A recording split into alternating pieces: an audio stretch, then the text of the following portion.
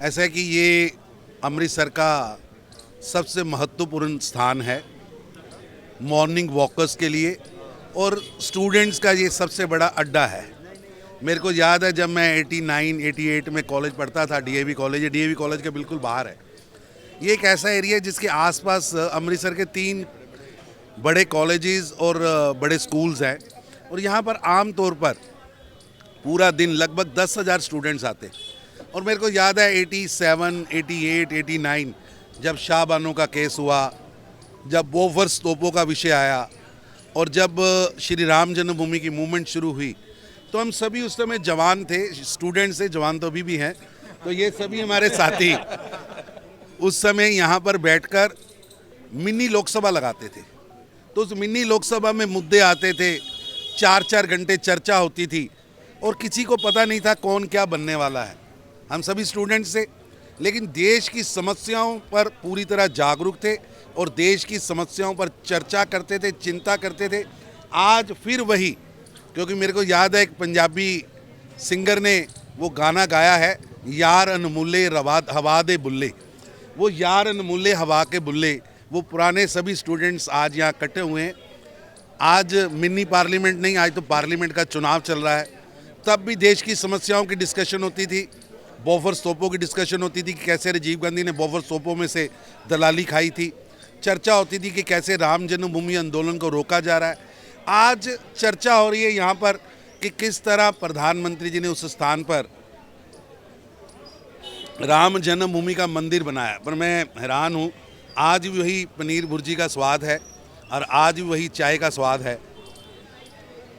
और आज चर्चा हो रही है कि प्रधानमंत्री मोदी जी की लीडरशिप में कैसे 495 साल पुराना भगवान श्री राम जी की वनवास का कार्यकाल खत्म हुआ और भगवान श्री राम अयोध्या में विराजमान हुए हैं। और वही जिसके लिए हम शपथ लेते थे, सौगंध राम की खाते हैं, हम मंदिर वहीं बनाएंगे, बच्चा बच्चा राम का, जन्मभूमि के काम का। आज वो मंदिर बना और भगवान राम वहाँ विराजमान हुए। आज वो दिन आया, आगे दिन था। हम चर्चा करते थे कि ये लोग देश का पैसा खाते हैं और कोई इनको पकड़ता नहीं। आज जो देश का पैसा खाता है, वो चाहे केजरीवाल हो और चाहे कोई और हो, वो आज जेल की सलाखों के पीछे है। ये परिवर्तन इसी टी स्टॉल पर मैंने होता हुआ देखा है। और आज यहाँ चर्चा हो रही है कि किस तरह मोदी जी ने देश का नाम रोशन किया है, कैसे आज पूरे विश्व के अंदर भारत की चमक दमक बढ़ी है।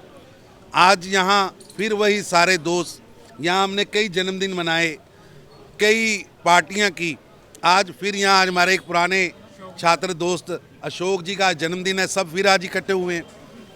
ये एक ऐसी जगह है कि जो राजनीति का केंद्र, और आज यहाँ चर्चा है कि अमृतसर को मोदी जी के साथ चलना है और मोदी जी का प्रतिनिधि अमृतसर से चुन के जाए। उसके लिए आज सारी यहाँ मिनी पार्लियामेंट फिर इकट्ठी हुई है और पार्लियामेंट में चर्चा हो रही है कि पार्लियामेंट का चुनाव 4 जून को जब परिणाम आएगा, निश्चित रूप से 400 पार होगी और उस 400 में अमृतसर भी एक होगी। आज देश के प्रधानमंत्री नरेंद्र मोदी जी पंजाब दौरे पे हैं, कैसे देखते हैं उनकी इस पंजाब दौरे? ऐसा मोदी जी के प्रति एक अलग तरह का आदर भाव, स्नेह देश की जनता के मन में है और देश की जनता उनसे अथाह प्रेम करती है और उनको अपना अभिभावक मानती है। और अब जो चुनाव का परिणाम आएगा, आप देखेंगे कि 140 करोड़ भारतीयों का आशीर्वाद 4 जून को निकलेगा और एक ताकतवर, डिसाइसिव, डायनेमिक, गरीबों के लिए काम करने वाला, देश की चमक दमक के लिए काम करने वाला नरेंद्र मोदी दोबारा प्रधानमंत्री बनेंगे और भारत विकसित भारत की ओर बड़े बड़े कदम उठाएगा। जो लोग कल तक टिप्पणी करते थे कि चाय बेचने वाला क्या देश चलाएगा, आज उसने बता दिया, नरेंद्र मोदी जी ने बता दिया कि भारत की चाय की क्या ताकत है, कि भारत की चाय की ताकत है कि जापान का प्रधानमंत्री थड़े पर बैठकर मोदी जी के साथ चाय पीता है। भारत की चाय की ताकत है कि ट्रंप हो या बाइडेन, विश्व का कोई नेता हो, वो आज भारत के साथ जुड़ना चाहता है, भारत के साथ चलना चाहता है। आज आपने भी खुद चाय बनाई, खुद सर्व की। सर पुराने दिन याद आ गए। आप अमृतसर के नागरिक जानते हैं कि ये शर्मा टी स्टॉल अमृतसर का हार्ट है। आप सुबह 6 बजे से लेकर रात 11 बजे तक चाय की चुस्कियों पर धर्म की, राजनीति की, सामाजिक चीज़ों की ये चर्चा का केंद्र है। इस टी स्टॉल ने देश की कई समस्याओं का हल दिया है।